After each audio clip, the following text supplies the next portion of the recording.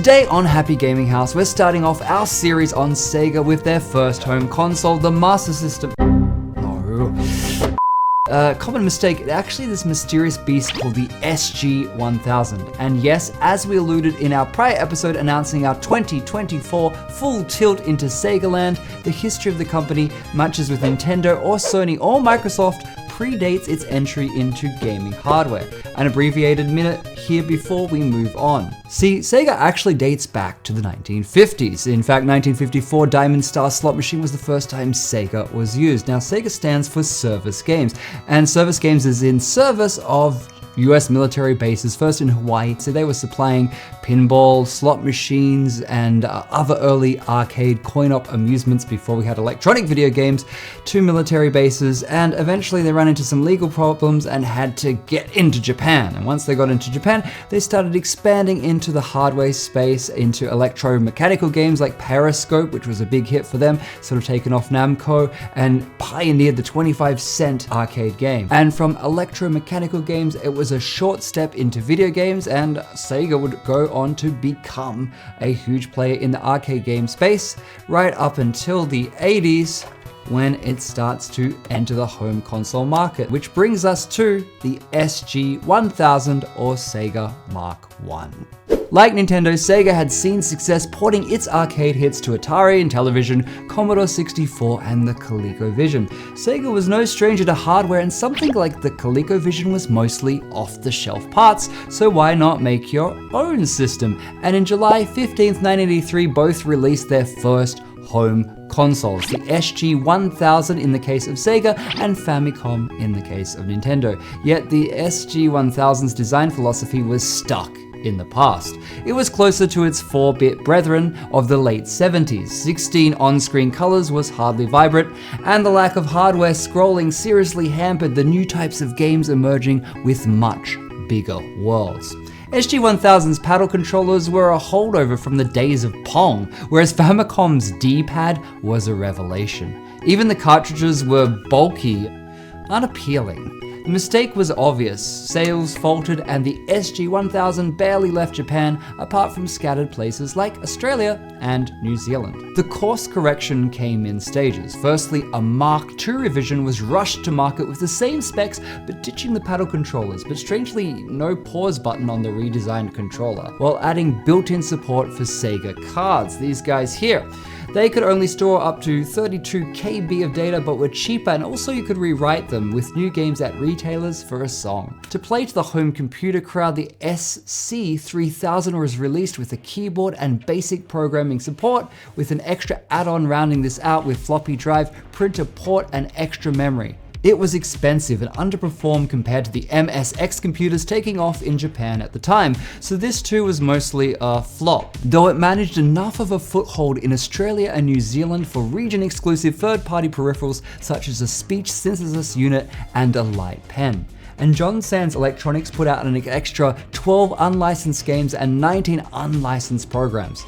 Not that the game library was particularly robust otherwise. Games were the same across the Mark I and the Mark II and the SC-3000 computer, but all told, excluding the John Sands games in Australia, there was only ever 67 officially released games and 29 programs released for this early Mark I, Mark II hardware, and a few more for the officially licensed Othello Multivision clone. The situation was rather dire, and Sega were leaning on their arcade earnings, but the arcade business was taking a downturn, and there was also the US video game crash of '82 stemming from an oversupply of poor quality games which would have global reverberations. The prospect of a new home console in the US was marketing poison, so Sega were in a bind. This had the blessing, however, of allowing CEO David Rosen and Hao Yakanama to buy back all of Sega's assets from Bally in 1984 on the cheap and create Sega of America, giving Sega much more direct control without a bigger conglomerate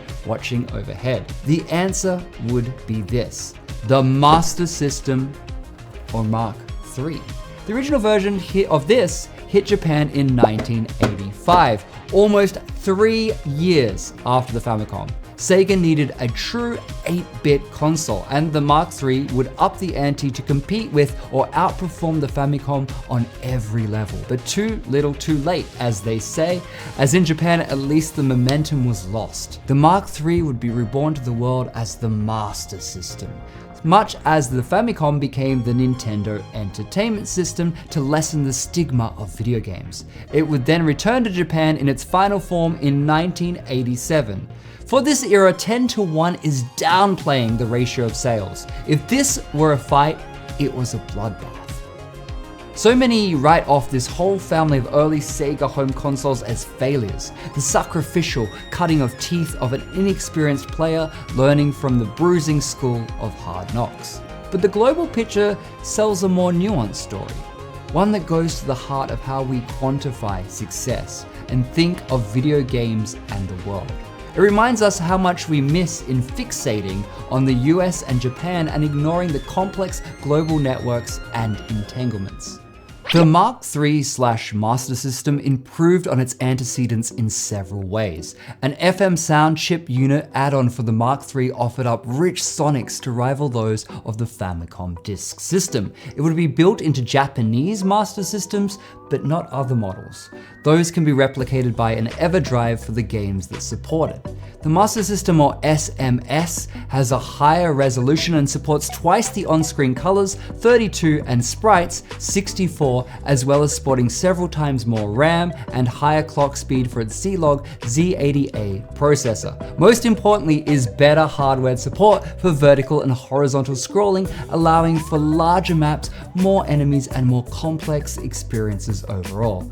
As such, Mark III games, which look like this, do not play on the first 2 generations. However, all earlier game cards and Sega cards would play on the Mark III/Master System.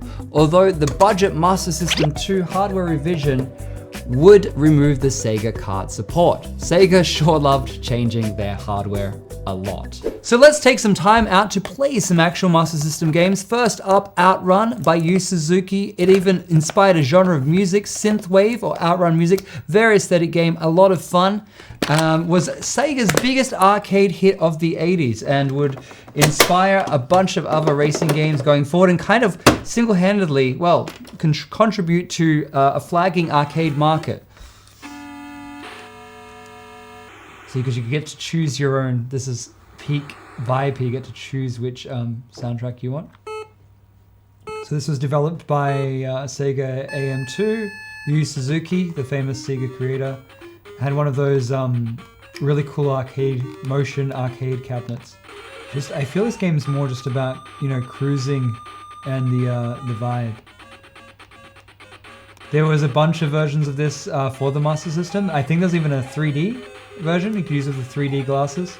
Next up, we're gonna play Afterburner. Now, Afterburner is one of their arcade hits. In fact, it was meant to be the first blockbuster arcade game for Sega, coming off the heels of Outrun. And they put a lot of budget into this. Once you're controlling an F-14 fighter, and I'm gonna cause some damage.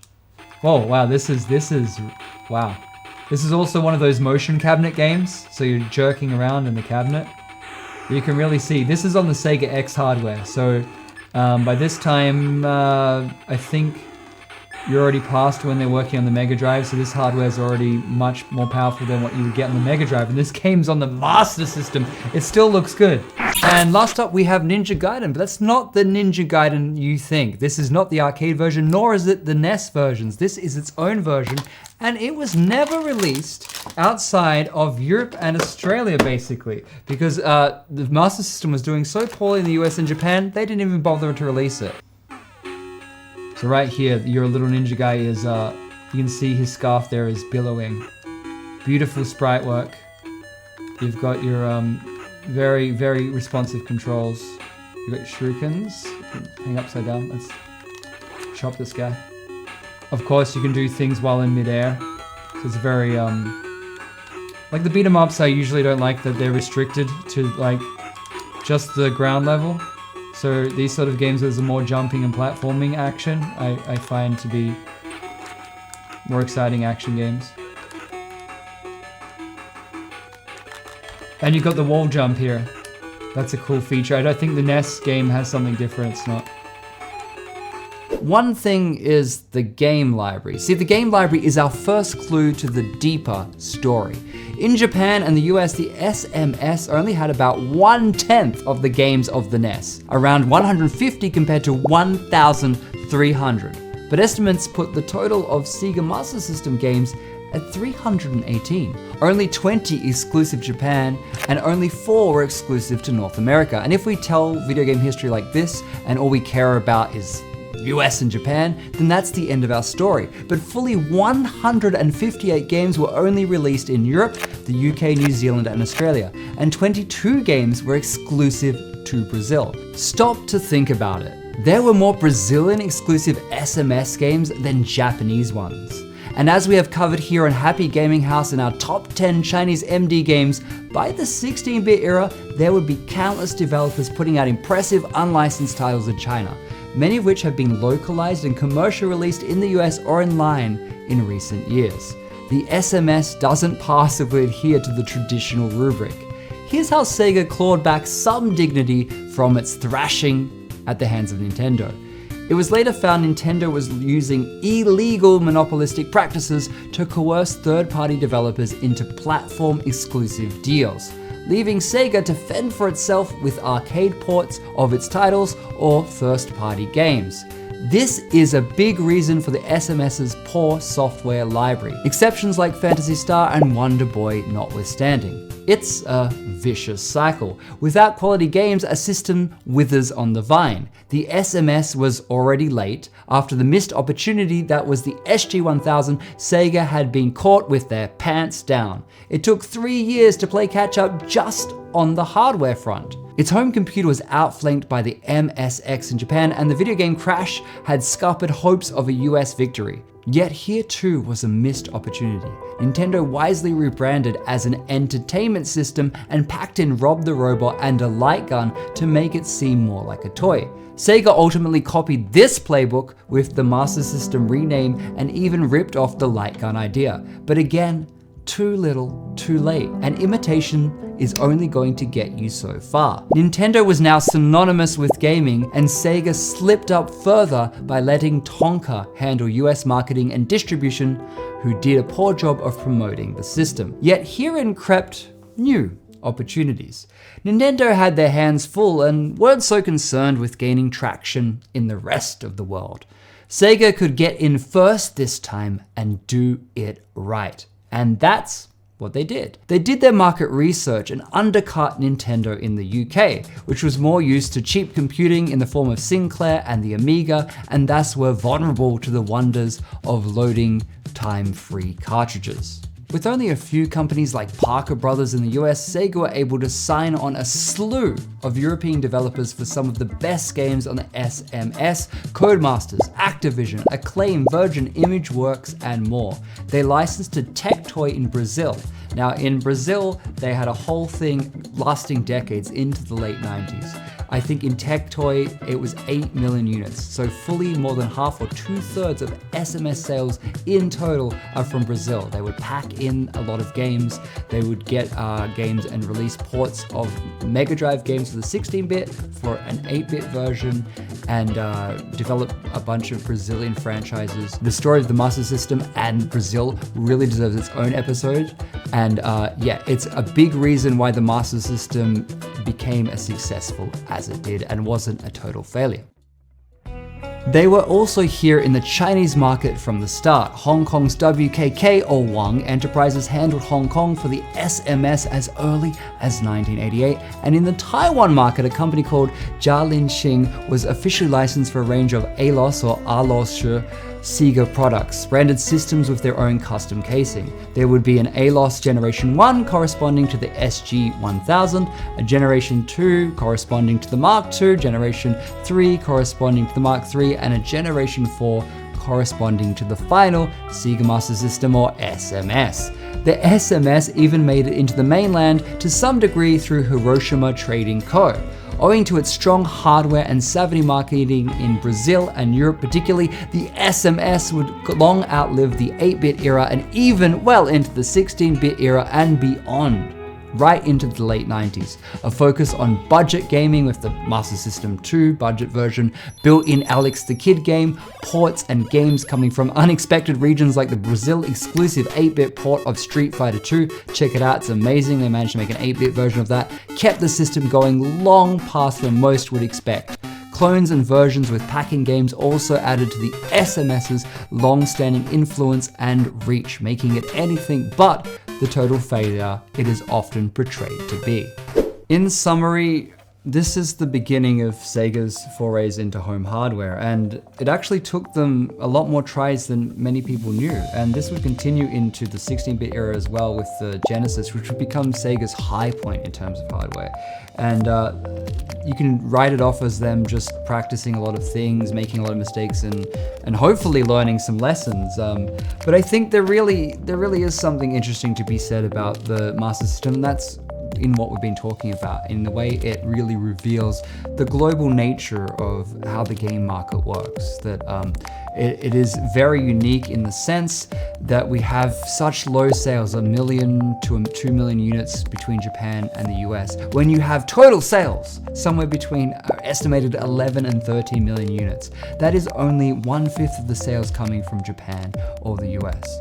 And a full up to 8 million, if you count the tech toy ones in Brazil, that's up to 8 million units, 650,000 units in Australia, amazing, 6.5 million odd units across Europe, dwarfing again what you saw in the US and Japan, and having half the software library come from there. And it's such an interesting story, Sega, and it really appeals to me as a company, because you have these Americans founding a company in Hawaii, then later moving to Japan, and of course, Sega's internal documents wouldn't become Japanese until the 80s. It was very much also an American company as much as it's a Japanese company, at least in the early days. And then this not American, not Japanese company would not succeed in America or Japan, but in Europe and Brazil. It's such a strange story. It's such an interesting story. Sure, the game library isn't as great. I'm gonna do a separate episode where I'm gonna play a bunch of the games and look through some of the games with the collection. There are some great stuff, but yeah, it doesn't have as many of the classics as the NES. But you know, this is the underdog, and I think a lot of people have come to Sega, especially to the Saturn, maybe in the Dreamcast, there's a lot of love. But few people have gone all the way back to where it started with the SG-1000. I'm glad we had time to explore that today on Happy Gaming House, and until next time, I'm Jesse, and that was Happy Gaming House.